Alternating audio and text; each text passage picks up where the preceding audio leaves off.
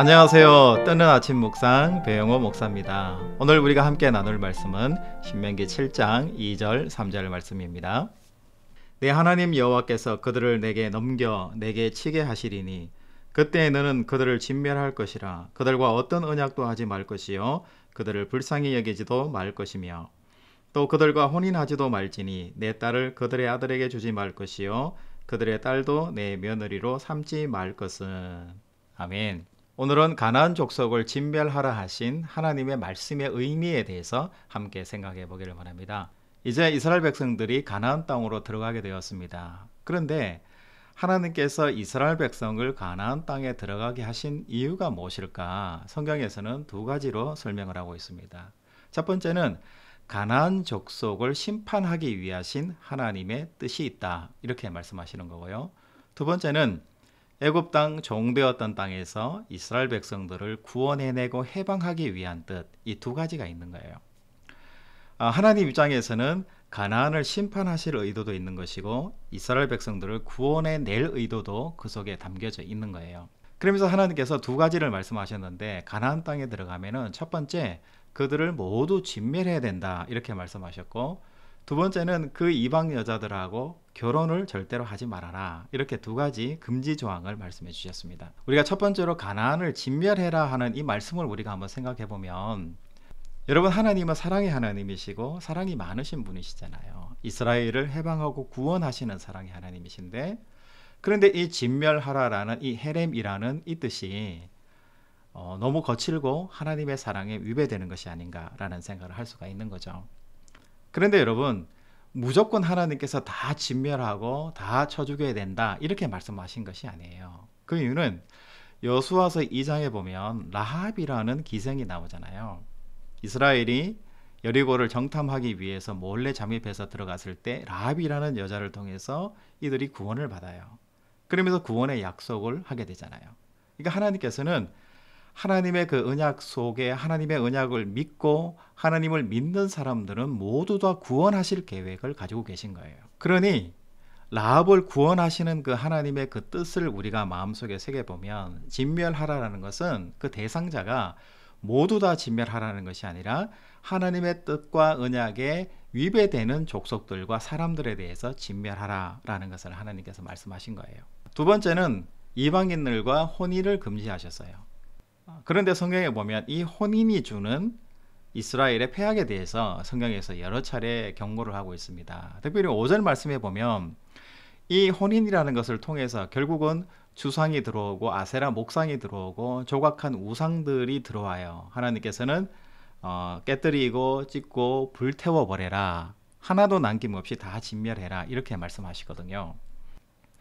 그러니까 하나님께서 초점을 두신 것은 사람을 거부하신 것이 아니라 그 사람을 통해서, 여자들을 통해서 들어오는 우상들을 하나님께서 경계하시고 이스라엘에게 도움이 되지 않는다고 생각하셨기 때문에 혼인을 금지하게 하신 거라는 것을 우리가 알 수가 있는 거죠. 그리고 고대 근동에서는 보통 전쟁을 하게 되면 여자들과 아이들은 살려둬요. 진멸하지 않아요. 짐승들도 살려둡니다. 그 이유는 여자들은 재생산 기능이 있으니까, 또 아이를 낳아서 얼마든지 전쟁터에 건장한 이 사내 아이를 출전시킬 수가 있잖아요. 그리고 이 아이들은 노예로 팔기 좋기 때문에 얼마든지 자기들이 자산이 되니까요, 절대로 진멸하거나 그렇게 하지는 않는 것 같아요. 그런데 하나님께서 이렇게 요구하신 것은 이스라엘 백성들이 오로지 하나님만 바라보고 하나님만 의지하기를 하나님께서 원하시는 거예요. 재산을 남기고 또 종 출신인 그들이 또 자기 밑에 종을 만드는 이런 행위들을 하나님께서는 원치 않으시고 하지 않기를 하나님께서 원하셨다는 거죠. 오로지 하나님 한 분만 의지해도 충분히 전쟁에서 이기하고 승리할 수 있도록 하나님께 해주시겠다라는 바로 그 약속이 더 중요한 것이었죠. 여러분, 사무엘서에 보면은 이스라엘의 초대왕 사울이 아말렉과 전쟁을 하게 되잖아요. 하나님께서 진멸하라고 그래요. 그런데 사울 왕이 아말렉의 왕 아각과 그의 많은 짐승들과 재물들을 남겨둬요. 하나님께 예배드리고 영광 돌리기 위해서 했다, 이렇게 핑계를 댔는데, 그 실상은 그 아각 왕을 통해서 아니면 많은 물건들을 통해서 자기 자신을 자랑하고 또 다음 전쟁을 준비하기 위한 포석이 그 안에 있었던 거잖아요. 그래서 하나님께서 사울 왕에게 굉장히 분노하시고 다시는 사울 왕하고 같이 대면하고 싶지 않다 하실 정도로 심각하게 분노하신 사건이 바로 아말렉 전쟁의 사건이에요. 그 이유는 이스라엘이 하나님을 의지하지 않고 다른 왕이나 다른 물질을 의지하는 것에 대해서 하나님께서는 철저하게 경계를 하셨기 때문입니다. 여러분, 오늘 하나님께서 진멸하라 말씀하셨잖아요. 진멸의 대상이 결국은 돈이지 않습니까? 그 당시에 노예고 물질이고요. 사람이 결국 돈이니까 결국은 돈을 진멸해라 이렇게 말씀하신 거나 마찬가지인데 참 받아들이기 쉽지 않은 이야기라 이렇게 생각하실 수 있어요. 그리고 이방 여자하고 결혼하지 말라. 이방의 문화를 가져오지 말라.